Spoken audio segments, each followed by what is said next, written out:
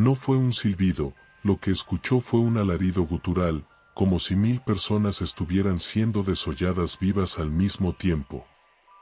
El sonido no salió del barro, salió de sus propios pulmones. Bienvenidos a Ecos del Más Allá. Pónganse cómodos, apaguen las luces y prepárense, porque lo que están por escuchar ha estado esperando en la oscuridad durante siglos para ser contado. Yo soy su anfitrión, y esta noche, el miedo tiene voz. La noche en la selva de Quintana Roo no es silenciosa, es un rugido constante de insectos y viento que parece advertir a los que no pertenecen aquí.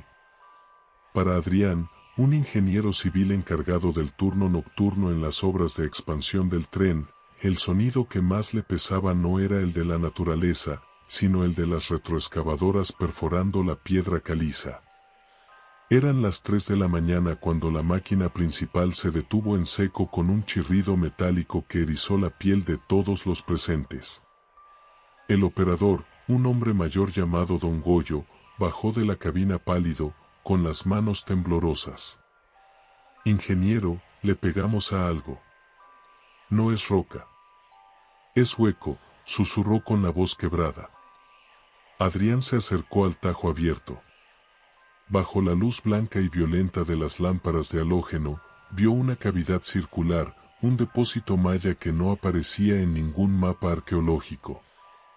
Pero lo que brillaba al fondo no era oro, sino la oscuridad absoluta de la obsidiana. En el centro, sobre un pedestal de piedra porosa, descansaba un objeto pequeño, un silbato de cerámica con la forma de un cráneo humano deformado, cuyas cuencas oculares parecían mirar directamente a la nuca de Adrián. Sin esperar al protocolo, impulsado por una curiosidad que luego maldeciría, Adrián bajó a la fosa. Al tocar el barro frío del silbato, un escalofrío eléctrico le recorrió la columna. No avisó a nadie. Simplemente lo guardó en el bolsillo de su chaleco, sintiendo el peso de siglos de sombras contra su pecho. Al llegar a su remolque, el ambiente se sentía denso. No podía dormir. El objeto sobre su escritorio parecía absorber la poca luz del amanecer. Recordó los videos virales de los silbatos de la muerte, pero este era distinto. Era auténtico.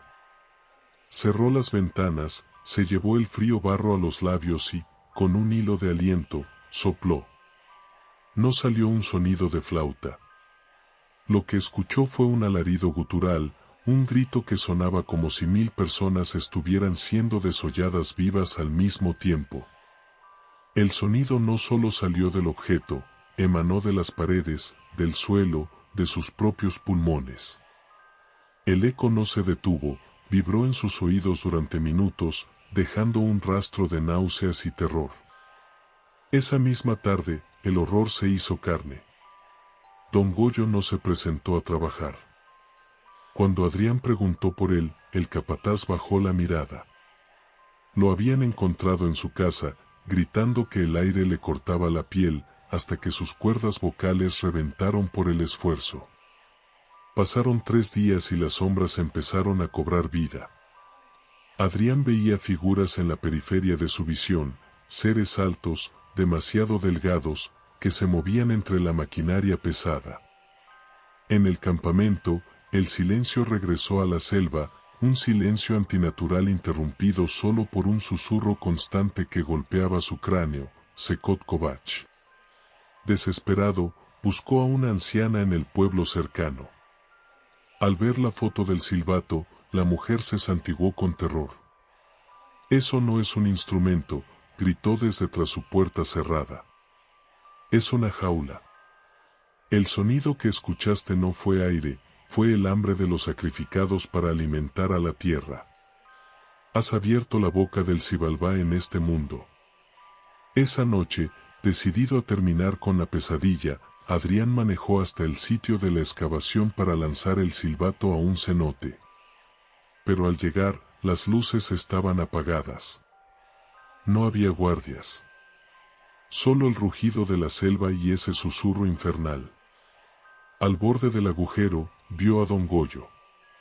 Estaba de pie, pero sus articulaciones estaban dobladas en ángulos imposibles y su rostro no tenía ojos, solo dos cuencas negras que goteaban un líquido espeso. Ingeniero, la voz de aquel hombre sonaba como el silbato, un alarido contenido.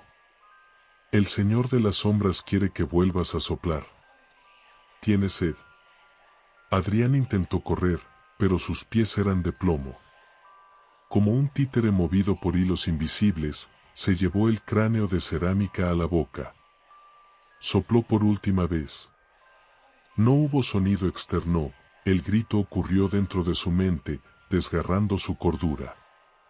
Vio la selva marchitarse y figuras de obsidiana saliendo de la tierra, reclamando lo que el progreso les había arrebatado. A la mañana siguiente, el campamento estaba vacío. No había rastro de nadie. Solo encontraron, al fondo de la excavación, un pequeño silbato de cerámica. Un joven becario, intrigado, lo recogió del suelo. «Mira esto», le dijo a su compañero. «Parece antiguo. Me pregunto cómo suena». El eco nunca muere, solo espera a que alguien más tenga la curiosidad de soplar. La Ciudad de México no duerme, pero a veces, en el silencio de la madrugada, parece que lo que despierta no es de este mundo. Para Mateo, un técnico de radiocomunicaciones encargado de dar mantenimiento a las antenas viejas en la azotea de un edificio porfiriano en la colonia Roma, el turno de la noche siempre había sido pacífico. Hasta que una madrugada de marzo, mientras calibraba un receptor de onda corta, captó una señal que no debería existir. No era música, ni noticias, ni el ruido estático habitual. Era el sonido de una respiración pesada, rítmica, mezclada con el tintineo de metal chocando contra metal. Mateo ajustó la perilla. La frecuencia marcaba un punto muerto donde ninguna estación legal opera en el país. De pronto, una voz de mujer, joven pero cargada de una fatiga infinita, rompió el silencio del auricular. Pabellón 4, el oxígeno se termina. ¿Por qué cerraron la puerta? Mateo sintió un vacío en el estómago. Sabía que ese edificio, antes de ser oficinas de lujo, fue un anexo hospitalario durante la pandemia de hace décadas. Pero lo que escuchaba no era una grabación. Era algo más denso. El frío en la azotea se volvió insoportable. Al mirar hacia la calle desde la cornisa, notó que las luces de los postes de luz parpadeaban al ritmo de aquella respiración que salía de sus audífonos. «Ayúdenme, hace frío», repitió la voz. Mateo, impulsado por un instinto que no pudo frenar, respondió al micrófono del radio. «¿Quién habla? ¿Hay alguien en la frecuencia?» Hubo un silencio de muerte. Luego, un grito ensordecedor que hizo que Mateo se arrancara los auriculares. El grito no se detuvo en sus oídos, se escuchó físicamente, surgiendo desde el cubo del elevador del edificio, un alarido que sacudió los cristales de las ventanas. Aterrado, bajó por las escaleras de emergencia. Al llegar al cuarto piso, el pasillo estaba inundado por un olor a antiséptico y humedad rancia. Las luces LED modernas se apagaron, dejando solo un resplandor amarillento que recordaba a las lámparas de aceite. Al fondo del corredor, vio la figura de una enfermera con el uniforme blanco impecable, pero de un estilo de hace 50 años. Estaba de espaldas, empujando una camilla metálica que chirriaba con cada movimiento. Mateo intentó retroceder, pero la puerta de la escalera se había trabado. «Señorita», alcanzó a decir. La figura se detuvo en seco. El sonido de la camilla cesó. Lentamente, la mujer giró la cabeza, pero no había rostro. Bajo la cofia blanca, solo había una masa de gasas ensangrentadas y una radio vieja de bulbos incrustada en lo que debió ser su pecho, emitiendo una luz azulada y eléctrica. De la radio en su pecho salió la voz de Mateo, grabada segundos antes. «¿Hay alguien en la frecuencia?» El ser empezó a caminar hacia él, cada paso acompañado por una descarga estática que hacía sangrar los oídos de Mateo. Él corrió hacia el ascensor, golpeando los botones con desesperación. Cuando las puertas se abrieron, se lanzó adentro, pero antes de cerrarse, vio que el pasillo estaba ahora lleno de esas camillas, todas empujadas por sombras sin rostro que sintonizaban sus propios gritos en el aire. Al llegar a la planta baja, Mateo salió corriendo hacia la calle, sin mirar atrás. Renunció al día siguiente, pero la pesadilla no terminó ahí. Ahora, cada vez que contesta su teléfono celular o enciende la radio de su coche, escucha un segundo de silencio y luego esa respiración pesada.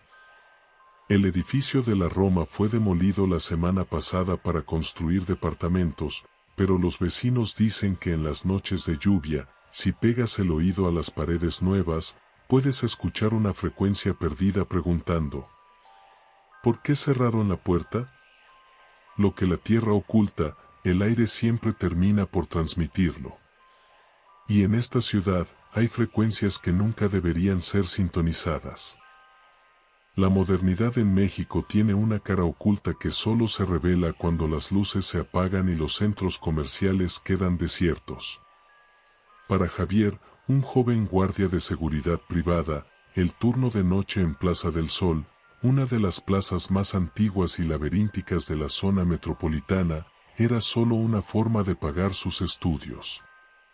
Sin embargo, en la última semana, algo había cambiado en los monitores de la sala de control. Las cámaras del sótano 3, un área que llevaba clausurada desde el terremoto del 85, empezaron a encenderse solas, mostrando pasillos que no figuraban en los planos actuales del edificio. Eran las 2 de la mañana cuando Javier notó movimiento en la cámara 14. En la pantalla granulosa y teñida de un verde espectral, vio a un niño caminando de espaldas.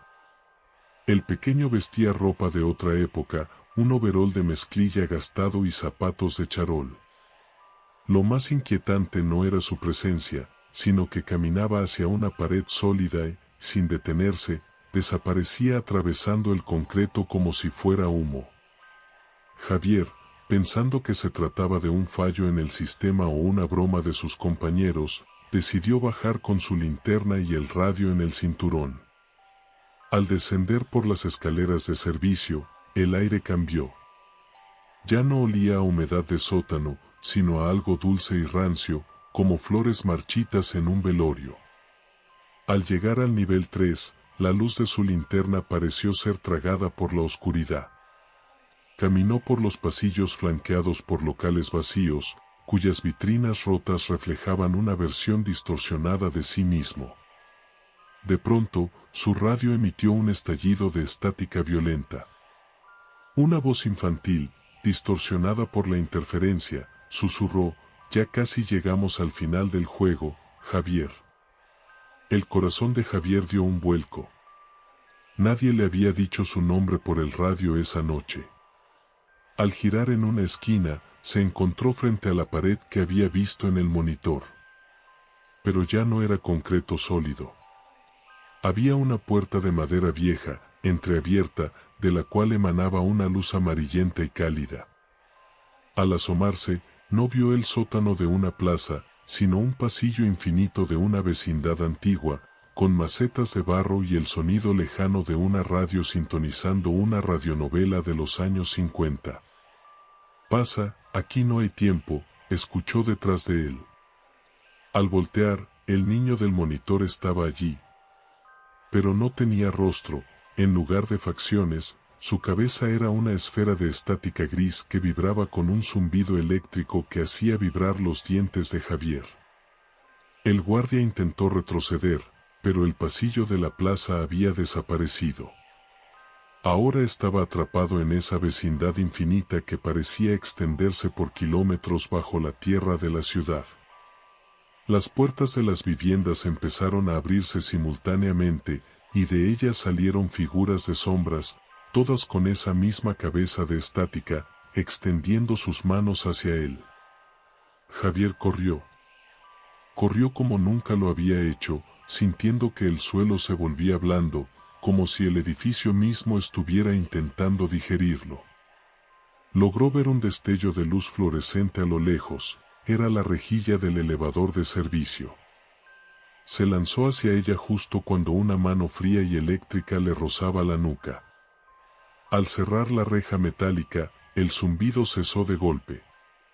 El elevador subió lentamente, pero cuando las puertas se abrieron en la planta principal, el mundo ya no era el mismo.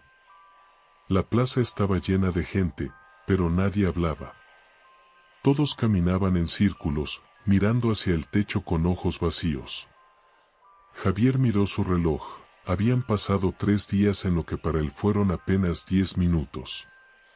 En las noticias de la televisión del área de comida, vio su propia fotografía. Lo daban por desaparecido tras un derrumbe inexplicable en los sótanos de la plaza. Al tocarse la nuca, sintió una quemadura, tenía grabada la forma de una mano pequeña, y desde ese día, Javier ya no escucha el silencio. En su cabeza, siempre suena la estática de una frecuencia que no pertenece a este mundo. Hay lugares en México donde el espacio se dobla, donde el pasado se niega a morir y busca cuerpos frescos para seguir repitiendo su tragedia. Si alguna vez caminas por un centro comercial vacío y sientes que el pasillo es más largo de lo que recordabas, no te detengas. Porque si escuchas el zumbido, significa que el edificio ya te ha elegido para formar parte de su eco eterno. Si te ha erizado la piel, no olvides suscribirte a Ecos del Más Allá y activar la campana. La oscuridad aún tiene mucho que contarnos. Esperen más relatos muy pronto, si es que pueden dormir.